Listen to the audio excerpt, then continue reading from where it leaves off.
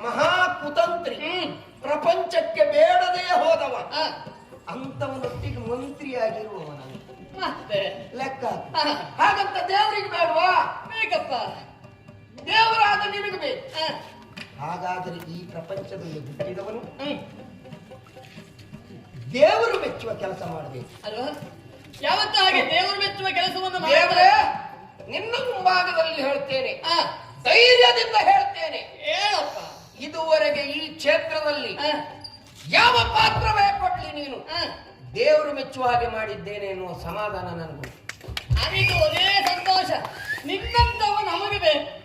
ನೀನು ಇರಬೇಕು, ನೀನನ್ನ ಜೊತೆಗೇ ಇರಬೇಕು ಅಜ್ಜಯ್ಯ.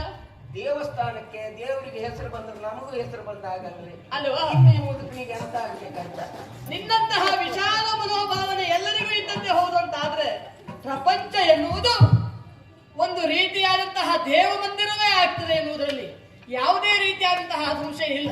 ಅಜ್ಜ, ಆದ್ರೆ ಏನ್ ಮಾಡೋದು ಕೃಷ್ಣ? ಅದೇ ಹೇಳಿದ್ನಲ್ಲ, ಹೊಟ್ಟೆ ಕಿಚ್ಚಿಗೆ ಔಷಧಿ ಇಲ್ಲ ಅಂತ. ಬಿಡು ಅಜ್ಜ, ಏನ್ ಮಾಡ್ಲಿಕ್ಕೆ ಆಗ್ತದೆ? ಬರುವ ಚತುರ್ದಶಿಯ ದಿವಸ ಮಧುರೆಯಲ್ಲಿ ಬಿಲ್ಲ ಹಬ್ಬವಂತೆ. ಅಲ್ಲ, ಅದಕ್ಕೆ ರಾಮಕೃಷ್ಣರಾದ ನೀವು ಬರ್ಬೇಕಂತೆ ಕೃಷ್ಣ. ಯಾಕಜ್ಜ? ಹಬ್ಬ ಅಂತ ಹೇಳಿದ್ರೆ ಸಂತೋಷ ಪಡಬೇಕು. ಯಾರಾದ್ರೂ ಅಳ್ತಾರ? ಇದೆಲ್ಲ ನನ್ನ ಹತ್ರ ಬೇಡ ದೇವ್ರೆ. ನಿನ್ನ ಪ್ರಾಯದಲ್ಲಿ ನನಗೂ ಹಾರಾಟ ಇತ್ತು. ಮಾವನ ಮನೆ ಅಂದಾಗ ನಾನು ಹಾರ್ತಿದ್ದೆ. ಮಾವನ ಮನೆ ಅಂತ ಹೇಳಿದ್ರೆ ಅದೇ ಉಪ್ಪಿಸ್ಕೊಂಡು ಹೋಗ್ಬೇಕು, ಅದು ಸಂತೋಷ ಆಗ್ತದೆ. ಅಜ್ಜ, ನಿಮ್ಮ ಮಾತನ್ನ ಕೇಳಿದ್ರೆ ಎಷ್ಟು ಸಂತೋಷ ಆಯ್ತು ಅಂತ ಹೇಳಿದ್ರೆ, ಎಳೆಯ ಕರುವಿನ ಕಿವಿಯಲ್ಲಿ ಗಾಳಿ ಹೊಕ್ಕಾಗ ಅದು ಎಷ್ಟು ಯಾವ ರೀತಿಯಿಂದ ಹರುಷದಿಂದ ಓಡಿ ಹೋಗ್ತದೆ, ಅಷ್ಟೇ ಸಂತೋಷ ನನಗೆ ಆಗ್ತಾ ಉಂಟು. ಇಲ್ಲ ಅಪ್ಪ ಕೃಷ್ಣ, ಗೊತ್ತಾಯ್ತು. ನಿದ್ದೆ ಬಂದವರಿಗೆ ಹಾಸಿಗೆ ಹಾಗಾಯ್ತು. ನನಗೂ ಆಸೆ ಉಂಟು ಮೊದಲಿಗೆ ಹೇಗೆ ಬರಬೇಕು ಎನ್ನುವ ಹಾಗೆ. ಇವತ್ತು ಮಾರ್ಗವನ್ನು ನೀನೇ ಸೂಚಿಸಿದ್ದೀಯೆ ಅಜ್ಜ. ಪಿಲ್ಲ ಹಬ್ಬ, ಪಿಲ್ಲ ಹಬ್ಬ. ನಾನು ಬರ್ತೇನೆ ಬರ್ತೇನೆ ಬರ್ತೇನೆ. ನಿನಗೆ ಯಾವ ರೀತಿ ಹೇಳುವುದು ಅಂತ ನನಗೆ ಅರ್ಥ ಆಗುದಿಲ್ಲ ಕೃಷ್ಣ. ಇನ್ನೇನು ಹೇಳ್ಬೇಕು ನೀವು? ದೊಡ್ಡ ಮಾತಾಡಿ ಹೇಳುವ ಅಂದ್ರೆ ನೀ ದೇವರು, ಸಣ್ಣ ಮಾತಾಡಿದ್ರೆ ನಿನಗೆ ಅರ್ಥ ಆಗುವುದಿಲ್ಲ. ಯಾಕಜ್ಜ? ಸ್ಪಷ್ಟವಾಗಿ ಹೇಳ್ತೇನೆ, ದೈವದ್ರೋಹ ಮಾಡ್ಲಿಕ್ಕೆ ನಾನು ತಯಾರಿಲ್ಲ ಕೃಷ್ಣ. ಅಂದ್ರೆ ಮಧುರೆಯಲ್ಲಿ ನಡೆಯಬಹುದಾದದ್ದು ಪಿಲ್ಲ ಹಬ್ಬವೇ ಅಲ್ಲ ಕೃಷ್ಣ. ಪಿಲ್ಲ ಹಬ್ಬ ಅಲ್ವಾ? ನಿಜವಾದ ಪಿಲ್ಲ ಹಬ್ಬ ಅಲ್ಲ. ಮತ್ತೆ ಅದು ನಿನ್ನನ್ನ ಕೊಲ್ಲುವ ಹಬ್ಬ ಕೃಷ್ಣ. ಇದಕ್ಕಾಗಿ ನೀವು ಬೇಸರವ? ಇಷ್ಟಕ್ಕಾಗಿ ಬೇಸರವ? ನೀವೇ ಹೇಳ್ತೀರಿ ನೀ ಲಕ್ಷ್ಮೀ ಮನೋವರಹ ಎನ್ನುವುದನ್ನು ಮರೆತ ಅಜ್ಜ. ಆ ಕಂಸ ನನ್ನನ್ನು ಕೊಲ್ತಾನೆ. ಕೊಲ್ಲುವುದಕ್ಕೆ ಸಾಧ್ಯ ಉಂಟ? ಈಗಾಗಲೇ ಅದೆಷ್ಟೋ ದಾನವರನ್ನು ನನ್ನನ್ನು ಕೊಲ್ಲುವುದಕ್ಕಾಗಿ ಕಳಿಸಿದೆ. ಅವನಿಂದ ಆದೀತ? ಆಗಲಿಲ್ಲ. ನನಗೆ ಭರವಸೆ ಇಲ್ಲ. ಅವನನ್ನು ಕೊಲ್ಲಬೇಕು ಅಂತ ಎಷ್ಟು ಜನ ಪ್ರಯತ್ನ ಮಾಡಿದ್ದಾರೆ ಗೊತ್ತುಂಟ? ಆಗುದಿಲ್ಲ ಕೃಷ್ಣ. ಅದು ನಾನು ಮಾಡಿ ತೋರಿಸ್ತೇನಲ್ಲ. ಅಲ್ಲಿ ನಡೆಯುವುದು ಬಿಲ್ಲ ಹಬ್ಬವಲ್ಲ, ಬದಲಾಗಿ ಮಲ್ಲನಾದಂತಹ ಮಾವನ ಕೊಲ್ಲುವ ಹಬ್ಬ. ಜನನಿ ಜನಕರನ್ನ ಬಂದ ಮೋಕ್ಷಗೊಳಿಸುವಂತಹ ಚಂದ. ಅದನ್ನು ನೀವು ಕಾಣಬೇಕಜ್ಜ. ಹೊರಡುವುದು ಮಾವನ ಮನೆಗಾದ್ರು ಹೊರಡುವಾಗ ಎಲ್ಲಿ ಹೊರಡ್ತೀರಿ? ದೃಷ್ಟಿ ಪೂತ್ ನಿಷೇತ್ಪಾದ. ಕಾಲಿಡುವ ಮುನ್ನ ಕಣ್ಣಿಟ್ಟು ವಿವರಿಸಬೇಕು. ದೇವರಾಗಿ ಹೇಳಿದ್ದಲ್ಲ, ನಿನ್ನ ಅಜ್ಜನಾಗಿ ನಾನು ಹೇಳಿದ್ದೆ. ಅದೇತಜ್ಜ? ಹೋಗುವುದು ಮಧುರೆಗೆ. ಹಾಗೆಯಂತೆ ಕೇವಲ ನನ್ನನ್ನು ಹೇಳಿದ್ದಾನ? ಅಯ್ಯೋ, ನನಗಷ್ಟು ದೂರದಿಂದ ಬಂದದ್ದು. ನನ್ನ ಪ್ರಾಯ ಎಂತ ಅಂತ ನೋಡುವುದಿಲ್ಲ ಕಂಸ. ಒಟ್ಟಾರೆ ಬಳಸಿಕೊಳ್ತಾನೆ. ಹೌದು, ಸ್ವಲ್ಪ ಆಯಾಸ ಆಗಿದೆ ಅಜ್ಜ. ಅಷ್ಟಕ್ಕಾಗಿ ಬೇಸರಿಸಬೇಡಿ. ಆಯಾಸ ಪರಿಹಾರಕ್ಕಲ್ಲಿ ಹಾನಿ ಉಂಟು. ಬೇಕಾದಷ್ಟನ್ನು ತೆಗೆದುಕೊಳ್ಳಿ, ಬೇಕಾದಾಗ ನಿಮ್ಮನ್ನು ಕರೆಸಿಕೊಳ್ತೇನೆ. ಅಯ್ಯೋ, ಕತ್ಲಾಗ್ತಾ ಬಂತು. ಈಗ ಎಂತ ತೆಗೆದುಕೊಳ್ಳಿ? ನಿಮಗೆ ಯಾವಾಗ ಆದಿಷ್ಟೋ ಆವಾಗ ತೆಗೆದುಕೊಳ್ಳಿ. ಈಗೆಲ್ಲ ಅಷ್ಟೆಲ್ಲ ಧೈರ್ಯ ಇಲ್ಲ ಕೃಷ್ಣ. ಬೆಳಗೊಂದಾಗಲಿ ಆದಿತ್ತು ಬೇಗ ಕರೆ. ನಾನು ಕರೀತೇನೆ. ಆದಿತ್ತು, ನೀವು ವಿಶ್ರಾಮ ಪಡಿ. ಬೇಗ ಹೋಗುವ. ಆದಿತ್ತು, ಅಣ್ಣ ಕೇವಲ ನನ್ನನ್ನು ಮಾತ್ರ ಬರ ಹೇಳ್ತಲ್ಲ. ಅಣ್ಣನಾದಂತ ಬಲರಾಮನ್ನ ಬರ ಹೇಳ್ತಾನಲ್ಲ. ಅಣ್ಣ ಬಲರಾಮ,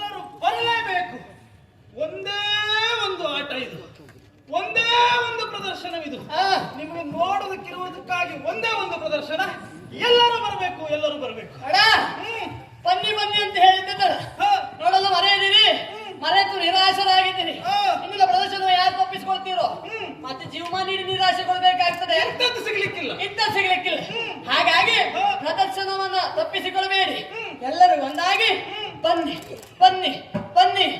ಹೇ ನೋಡಿದ್ಯಾನ ನಾವು ಬರುವುದಕ್ಕಿಂತ ಮೊದಲೇ ಎಲ್ಲ ಎದ್ದಾಯ್ತಲ್ವಾ? ಹೌದು, ಮನಸ್ಸಿಗೆ ಬಹಳಷ್ಟು ಬೇಸರ ಆಗ್ತದೆ. ಬನ್ನಿ ಅಂತ ಹೇಳಿದ್ದು ಹೌದು, ಹಾಗಂತ ಈಗ ಹೊರಡುವುದಲ್ಲ. ನಾವು ಹೊರಡಿ ಅಂತ ಹೇಳಿದ್ದೆ ತಡ, ಎಲ್ಲರೂ ಎದ್ದಾಯ್ತು. ನಾವು ಹೇಳಿದ್ಮೇಲೆ ಹೊರಡುವುದೇ ಅವರು. ತಮ್ಮಯ್ಯ ಹೋಗ್ಬೇಡಿ, ನಾವಿದ್ದೇವೆ ಆಯ್ತಾ? ಈಗ ಹೋಗುವುದು ಬೇಡ, ನೀವು ಬರ್ಬೇಕು. ಯಾವಾಗ ಆಗ ಯಾವಾಗ ಹೇಳು, ಈಗ ಅಲ್ಲ.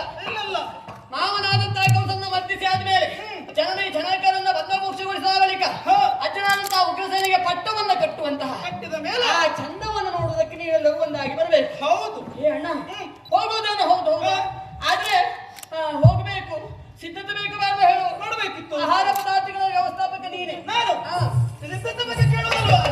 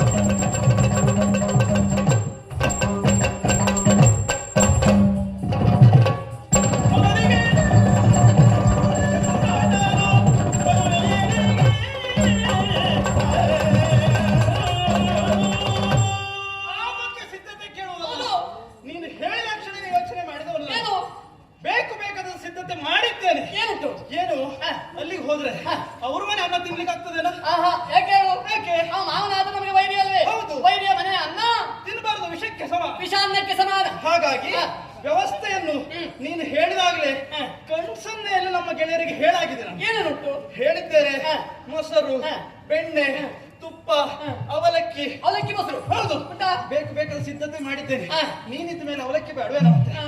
ಹಾಗಾಗಿ ಹಾ. ಸಿದ್ಧತೆಗಳೆಲ್ಲ ಆಗಿದೆ. ಹಾ. ಬಂಡೆಯಲ್ಲಿ ತುಂಬಿಸಿದ್ದೇವೆ. ಹಾ. ಹಾಗಾದ್ರೆ ಇನ್ನು ತಡ ಮಾಡುದು ಇನ್ನು ಬೇಡ. ತಡ ಮಾಡುವುದಲ್ಲ. ಹಾ. ಯಾವುದೇ ಕಾರ್ಯಕ್ಕೆ ಸರಿಯಾಗಿ ಮೊದಲ ಬೆಟ್ಟವನ್ನ ಹಾ. ಸೇರಿಕೊಂಡು ಹೋಗುತ್ತೇವೆ.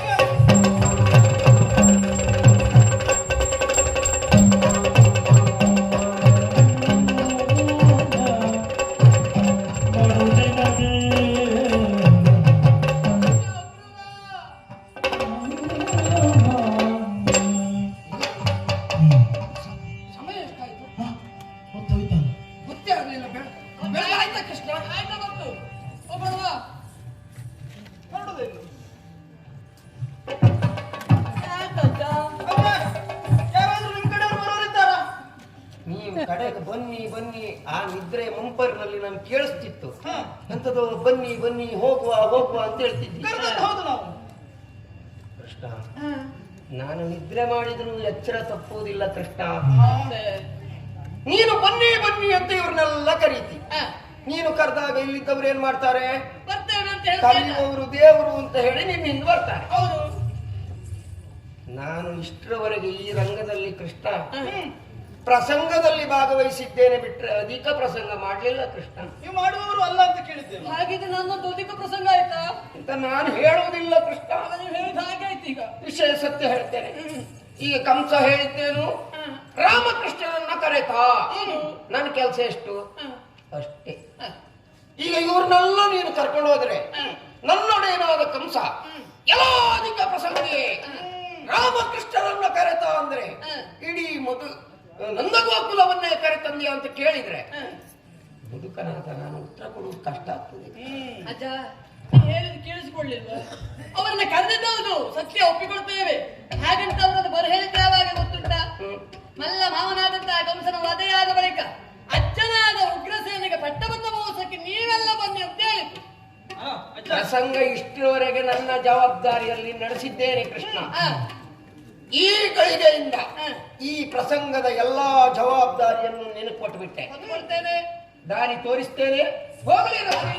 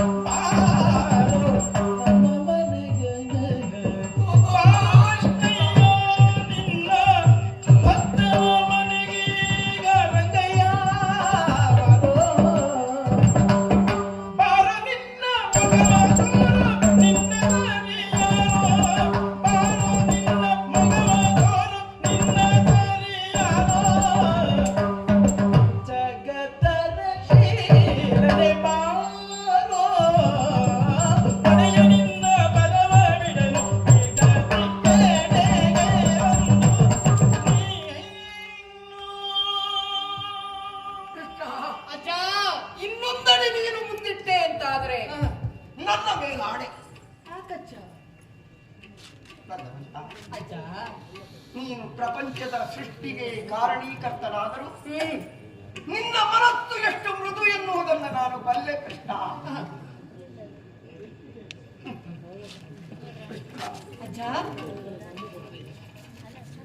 ಇದುವರೆಗೆ ನಿನ್ನ ಪಾದಗಳನ್ನು ನಾನು ಸ್ವೀಕರಿಸಿದ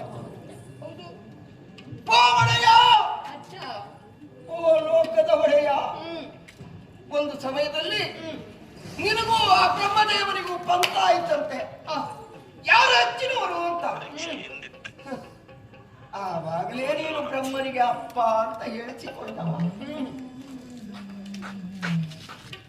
ಏನೆಂದು ಹೇಳಲಿ ಕೃಷ್ಣ. ಕೆಲವೊಮ್ಮೆ ಯೋಗ ಇರ್ತದೆ, ಯೋಗ್ಯತೆ ಇರುವುದಿಲ್ಲ. ಕೆಲವೊಮ್ಮೆ ಯೋಗ್ಯತೆ ಇರ್ತದೆ, ಯೋಗವೇ ಇರುವುದಿಲ್ಲ. ಹಣೆಯ ಬರಹವನ್ನು ಬರೆಯುವ ಬ್ರಹ್ಮ ನಿನ್ನ ಮಗ ತಾನೆ. ಯಾಕೆ ಯಾರ ಹಣೆಯಲ್ಲಿ ಹೀಗೆ ಬರೆಯುತ್ತಾನೋ? ನನಗಧಿಕ ಪ್ರಸಂಗ ಬೇಡ ಕೃಷ್ಣ. ನಾನು ಕೇಳಿಕೊಳ್ಳುವುದಿಷ್ಟೇ. ಏನು ಒಡೆಯ, ನನ್ನವಳು ಅಂತ ಕೈ ಹಿಡಿದು ಬಂದ ಮೇಲೆ ಅದು ನನ್ನ ಸೊತ್ತು ತಾನೆ. ನನ್ನ ಮಕ್ಕಳು ಅಂತ ಪ್ರಪಂಚಕ್ಕೆ ಕಾಣಿಸಿಕೊಂಡ ಮೇಲೆ ನೀ ಅನುಗ್ರಹಿಸಿದ ಪ್ರಸಾದ ತಾನೆ. ಖಂಡಿತ ಅವರೆಲ್ಲರೂ ನಿನ್ನನ್ನು ನೋಡ ಬಯಸಿದ್ದಾರೆ ಕೃಷ್ಣ. ಅವರೆಲ್ಲರೂ ನಿನ್ನ ಕಣ್ಣು ತುಂಬ ಕಾಣ ಬಯಸಿದ್ದಾರೆ. ನಿನ್ನ ಭಕ್ತನಾಗಿ ನಿನ್ನಲ್ಲಿ ಕೇಳಿಕೊಳ್ಳುವುದಿಷ್ಟೇ. ಏನು ಒಡೆಯ, ನಿನ್ನ ಪದವ ಬಿಡನು, ನನ್ನೊಡನೆ ನನ್ನ ಮನೆಗೆ ಬಾ. ನಾನು ಒಬ್ಬನೇ ನಿನ್ನ ಕಾಲು ಹಿಡಿಯುವುದಲ್ಲ ದೇವ್ರೆ, ನನ್ನ ಹೆಂಡತಿ ಮಕ್ಕಳು ಸೇರಿ ಈ ನಿನ್ನ ಪಾದವನ್ನು ತೊಳೆಯಬೇಕು. ಲೋಕದಲ್ಲಿ ಸರ್ವರ ಪಾಪವನ್ನು ತೊಳೆಯುವವಳು ಗಂಗಾದೇವಿ. ನೀನು ಜನಕನಲ್ಲವೇ? ಗಂಗಾ ಜನಕನಲ್ಲವೇ ನೀನು? ಹೌದಾ? ಲೋಕದ ಪಾಪವನ್ನು ತೊಳೆಯುವ ನೀನು ನನ್ನ ಮನೆಯಲ್ಲೇನಾದ್ರೂ ಪಾಪದ ಲವಲೇಶ ಇದ್ರೆ ಅದನ್ನು ತೊಳೆಯುವುದಕ್ಕೆ ಬರಬೇಕು ದೇವರೇ. ನನ್ನ ಮನದಿ ಮಕ್ಕಳಿಗೆ ನಿನ್ನ ದರ್ಶನ ಕೊಡಬೇಕು ಕೃಷ್ಣ. ಬಾರೋ ಬಾರೋ ಬಾರೋ ಕೃಷ್ಣಯ್ಯ, ಕೃಷ್ಣಯ್ಯ. ಅಜ್ಜ, ಈ ಹೊತ್ತು ನಿಜವಾಗಿ ನೀನು ಲೌಕಿಕ ಪ್ರಪಂಚದ ಅಜ್ಜನಾಗಿ ಈಗ ಕಾಣಿಸಿಕೊಳ್ಳುತ್ತಾ ಇದ್ದೀಯ. ನಿನ್ನಲ್ಲಿ ಆದಂತಹ ಬದಲಾವಣೆಯನ್ನು ನಾನು ಗಮನಿಸ್ತಾ ಇದ್ದೀನಿ. ನಿನಗೆ ವಯಸ್ಸಾಗಿದೆ, ವಯೋಮಿತಿ ಮೀರಿದೆ. ನೀನೊಬ್ಬ ವೃದ್ಧ. ನಿನ್ನ ವಯಸ್ಸಿನ ಪರಿಯನ್ನು ನೀನು ತಿಳಿಯದೆ ಓಡುತ್ತಿರುವಂತಹ ಆ ರಥದಿಂದ ಹಾರಿ ರಥಕ್ಕೆ ಅಟ್ಟಯಿಸಿ ಬಂದವ ನೀನು. ಈಗ ಎಂತ ಹಾರು ದೇವ್ರೆ. ಹಾರುವ ಸಮಯಕ್ಕೆ ನಾನು ಹಾರಿದ್ದನ್ನ ನೋಡಿದವರು ಈಗಲೂ ನಾನು ಹಾರ್ತೇನೆ ಅಂತ ಚಪ್ಪಾಳೆ ಹೊಡೆದು ತೋರಿಸ್ತೇನೆ. ಅಲ್ಲ, ಪ್ರಯತ್ನ ಮಾಡಿದ್ರೆ ನೀ ಹಾರ್ತೀಯ. ಹೌದು, ಈಗ ನಾನು ನೀ ಹಾರಿದಾಗಲೇ ನೋಡಿದೆ. ಈ ವಯಸ್ಸಿನಲ್ಲೂ ನೀನು ಹಾರಿ ನಮ್ಮನ್ನು ತಡೆಯುವುದಕ್ಕೆ ಮುಂದಾದೆ ಅಲ್ಲ. ಅಜ್ಜ, ಹೇಳ್ತಾ ಇದ್ದೀಯ ನನ್ನ ಹೆಂಡತಿ ಮಕ್ಕಳಿಗೆ ದರ್ಶನವನ್ನು ನೀಡಬೇಕು ಎನ್ನುವ ಅಪೇಕ್ಷೆ ಅಷ್ಟೇ ದೇವ್ರೆ. ನನಗೇನು ಸಿರಿ ಸಂಪತ್ತು ಬೇಡ, ದೊಡ್ಡ ಹೆಸರು ಬೇಡ, ದೊಡ್ಡವನಾಗಿ ಕಾಣಿಸಿಕೊಳ್ಳುವ ಅಪೇಕ್ಷೆ ನನಗಿಲ್ಲ. ಆದ್ರೆ ನನ್ನ ಮಡದಿ ಮಕ್ಕಳಿಗೆ ನಿನ್ನ ದರ್ಶನ ಕೊಡು ಕೃಷ್ಣ. ಅಜ್ಜ, ಮೊದಲು ನೀನು ಹೇಳ್ತಾ ಇದ್ದಿ ಕೃಷ್ಣನೇ ಬರಬೇಕು, ನಮ್ಮೂರಲ್ಲಿ ಕಾಯ್ತಾ ಇದ್ದಾರೆ, ನಮಗಾಗಿ ನಮ್ಮವರಿಗಾಗಿ ಬರಬೇಕು, ನಮ್ಮವರ ಸಂಕಷ್ಟವನ್ನು ನೀನು ದೂರ ಮಾಡಬೇಕು ಎನ್ನುವುದಾಗಿ ಹೇಳ್ತಾ ಇದ್ದವ. ಆದರೆ ಯಾವತ್ತು ನೀನು ಮದುರೆಯ ಮಣ್ಣನ್ನು ತುಳಿದೆಯೋ ಆ ಕ್ಷಣದಿಂದ ಹೇಳ್ತಾ ಇದ್ದಿ ಕೃಷ್ಣ ನೀ ನಮ್ಮನೆಗೆ ಬರಬೇಕು, ನನ್ನ ಹೆಂಡತಿಯ ಮಕ್ಕಳಿಗೆ ನೀ ದರ್ಶನವನ್ನು ನೀಡಬೇಕು ನನ್ನ ಉಪಚಾರವನ್ನು ನೀನು ಸ್ವೀಕರಿಸಬೇಕು. ನೋಡಿದ್ಯಾ, ಸ್ವಾರ್ಥ ಎನ್ನುವುದು ಈ ಮೊದಲು ನಿನ್ನಲ್ಲಿ ಇರಲಿಲ್ಲ ನನ್ನ ಗೋಕಲಕ್ಕೆ ಬರುವಾಗ. ಆದ್ರೆ ಯಾವತ್ತು ನೀನು ಮದುವೆಯ ಮಣ್ಣನ್ನು ತುಳಿದೆಯೋ ಮರುಕ್ಷಣವೇ ನಿನ್ನಲ್ಲಿ ಸ್ವಾರ್ಥ ಎನ್ನುವುದು ಅಡಗಿದೆ. ನಾನು ನನ್ನದ್ದು ಎನ್ನುವಂತಹ ಮೋಹ ನಿನ್ನಲ್ಲಿ ಹೆಚ್ಚಾಗುತ್ತಾ ಉಂಟು. ಅಜ್ಜ, ಕೆಲವೊಮ್ಮೆ ದೇವರೇ ಎಷ್ಟೇ ತಿಳಿದವನಾಗಿರಲಿ, ಮುಖ್ಯವಾಗಿ ಅವ ಹೇಗಿರಬೇಕು ಆ ವಿಷಯದಲ್ಲಿ ತಪ್ಪಿ ಬೀಳ್ತಾನೆ. ನಾನು ಹಾಗೆ ತಪ್ಪಿದೆ ಅಂತ ಕಾಣಿಸ್ತದೆ, ನಂಗೆ ಗೊತ್ತಾಗ್ಲಿಲ್ಲ ಕೃಷ್ಣ. ಬೇಸರಿಸಬೇಡ ಅಜ್ಜಯ್ಯ, ಅದು ನಿನ್ನ ತಪ್ಪು ಎನ್ನುವುದಾಗಿ ನಾನು ಹೇಳುವುದಿಲ್ಲ. ಈ ಮಣ್ಣಿನ ಪ್ರಭಾವವೇ ಎನ್ನುವ ಹಾಗೆ ನಾನು ಗ್ರಹಿಸ್ತೇನೆ. ಹಾಗಾದ್ರೆ ನನ್ನ ಮನೆಗೆ ನೀನು ಬರುವುದೇ ಇಲ್ವಾ? ಬರುವುದಿಲ್ಲ ಎನ್ನುವುದಾಗಿಲ್ಲ. ಯಾಕೆ ಬರುವುದಿಲ್ಲ ಕೇಳಿ. ಯಾಕೆ? ನೀನು ನನಗೆ ಉಪಚಾರವನ್ನು ಮಾಡ್ತಿ, ಅನ್ನವನ್ನು ಉಣಬಡಿಸ್ತಿ. ಆದ್ರೆ ನೀನು ಕೊಡುವುದು ಹೌದು, ನಿನಗೆಲ್ಲಿಂದ ಬಂತು ಕೇಳಿದ್ರೆ? ನಾನು ಕೆಲಸ ಮಾಡಿ ತರುವುದು ಎಲ್ಲಿಂದ? ನಂಗೆ ತಿಂಗಳ ವೇತನ ನಂಗಿಲ್ಲ. ನಾನು ಬರ್ತೇನೆ, ನಾನು ಸಂಬಳಕ್ಕೆ ಇರುವುದು ಗೊತ್ತುಂಟ ನಿನ್ಗೆ? ಸಂಬಳ ಕೊಡುವ ಯಾರು? ಮಧುರಾ ವಲ್ಲಭನಾದಂತಹ ಕಂಸ ಅಲ್ಲವೇ? ನಾವು ಕಂಸನನ್ನ ಕೊಲ್ಲುವುದಕ್ಕಾಗಿ ಇಲ್ಲಿವರೆಗಾಗಿ ಬಂದವ. ಉಂಡ ಮನೆಗೆ ಕಳೆಣಿಸಿದಂತಾಗುವುದಿಲ್ವ ಹೇಳು? ಹಾಗಾಗಿ ನೀನು ಕೊಡುವುದು ಹೌದಾದ್ರೆ ನಿನಗೆ ಬರುವುದು ಕಂಸನಿಂದ. ಹಾಗಾಗಿ ನಾನು ನಿಮ್ಮ ಮನೆಗೆ ಬರುವುದಿಲ್ಲ. ಹಾಗಂತ ಬರುವುದೇ ಇಲ್ವೋ? ಹಾಗೇನು ಇಲ್ಲ. ಮಾವನಾದಂತಹ ಕಂಸನನ್ನು ಮರ್ದಿಸಿ ಆದ್ಮೇಲೆ ಕಂಸ ವಧೆಯಾದ ಮರು ಗಳಿಗೆಯಲ್ಲಿ ನಿಮ್ಮ ಮನೆಗೆ ಬರ್ತೇನೆ. ನಿನ್ನ ಹೆಂಡತಿ ಮಕ್ಕಳಿಗೆ ದರ್ಶನವನ್ನು ನೀಡ್ತೇನೆ. ಅಲ್ಲಿವರೆಗಾಗಿ ನೀ ಎಲ್ಲಿರ್ಬೇಕು ಗೊತ್ತುಂಟ? ನೀನು ಬರ್ತೇನೆ, ಕೊಡ್ತೇನೆ, ಇಡ್ತೇನೆ ಅಂತ ಹೇಳಿದ್ರು ನಾವು ಒಪ್ಪುವುದಿಲ್ಲ. ಯಾಕಂದ್ರೆ ನಮ್ಮ ಜೀವನದಲ್ಲಿ ತುಂಬಾ ಆಗಿ ಹೋಗಿದೆ. ಆಶ್ವಾಸನೆ ಬರ್ತೇನೆ, ಕೊಡ್ತೇನೆ, ಬಿಡ್ತೇನೆ, ಎಲ್ಲರ ಆಶ್ವಾಸನೆ ಕೊಟ್ಟ ಹಾಗೆ ನಾನಲ್ಲ. ನಾನು ಹಾಗೆ ಸುಮ್ಮನಿರುವವನೂ ಅಲ್ಲ. ಹಾಗೆ ಒಂದು ವೇಳೆ ನೀನು ಬಾರದೆ ಉಳಿದರೆ ನಾನು ಮನೆ ಒಳಗೆ ಹೋಗುವುದಿಲ್ಲ. ಆದೀತು. ಇದು ಮುದುಕನ ಹಠ. ಅಜ್ಜ, ನಾನು ಮನೆ ಒಳಗೆ ಹೋಗುವುದಿಲ್ಲ. ನೀವು ಹೋಗುವುದು ಬೇಡ, ನಾನು ಬರ್ತೇನೆ. ಅಲ್ಲಿ ಅಷ್ಟರವರೆಗೆ ನಾನು ನನ್ನ ಮಕ್ಕಳು ಎಂತದ್ದು ಮಾಡುವುದು? ನೀವೇನು ಮಾಡುವುದು ಬೇಡ. ಮನೆ ಮುಂಭಾಗದಲ್ಲಿ ತುಳಸಿ ಕಟ್ಟೆ ಉಂಟು ಇಲ್ವೋ? ಹೌದು, ದೊಡ್ಡದುಂಟು. ದೊಡ್ಡುಂಟಾ? ಆ ತುಳಸಿ ಕಟ್ಟೆಗೆ ಸುತ್ತುವರಿಬೇಕು. ಕೃಷ್ಣ ಮುಕುಂದ ಎನ್ನುವ ಹಾಗೆ ಸುತ್ತುವರಿದ್ರಿ ಅಂತ ಆದ್ರೆ ಆ ಸುತ್ತು ಪೂರ್ತಿ ಆಗುವುದರೊಳಗಾಗಿ ಮಾವನಾದ ಕಂಸನನ್ನ ಕೊಂದು ನಿಮ್ಮ ಮನೆಗೆ ನಾನು ಪ್ರವೇಶಿಸ್ತೇನೆ ಅಂತ ಆಯ್ತಾ? ನೀ ಎಂತ ದೇವರು ಅಂತ ನನಗೆ ಹೇಳಿಕೊಡುವುದ ಕೃಷ್ಣ? ಕರಿಯ ಮೊರೆಯನ್ನ ಕೇಳಿ ಸಿರೈಗೆ ಹೇಳದೆ ಓಡಿ ಬಂದವ ನೀನು ಅಲ್ವಾ? ನಾನೆಲ್ಲ ಹೆಂಡತಿಗೆ ಹೇಳದೆ ಯಾವ ಕೆಲಸವೂ ಮಾಡುವುದಿಲ್ಲ. ನೀನು ಹಾಗಲ್ಲ, ಸಿರಿಗೆ ಹೇಳದೆ ಓಡಿ ಬಂದವ ನೀನು. ನಮ್ಮ ಒಂದು ಅಪೇಕ್ಷೆ ಕೃಷ್ಣ, ಏನ್ ಅಣ್ಣ ತಮ್ಮ ಮಧ್ಯ ನಿಲ್ಲಬೇಕು. ನಾನ್ ನಿಮ್ಗೆ ಸುತ್ತದ್ದು ಹೋಗ್ಬೇಕು. ಭಜನೆ ಮಾಡ್ತೀಯ? ಹೌದು. ಈ ವಯಸ್ಸು ಭಜನೆ ಮಾಡುವಂತ ಹಂಬಲ. ಮನೆಗೆ ಹೋಗಿ ಅದನ್ನೇ ಮಾಡ್ಬೇಕಲ್ಲ. ಆದೀತು. ಆದ್ರಿಂದ ನಿಂತ್ಕೊಳ್ಳಿ. ಆದೀತಂತೆ ಅಜ್ಜ.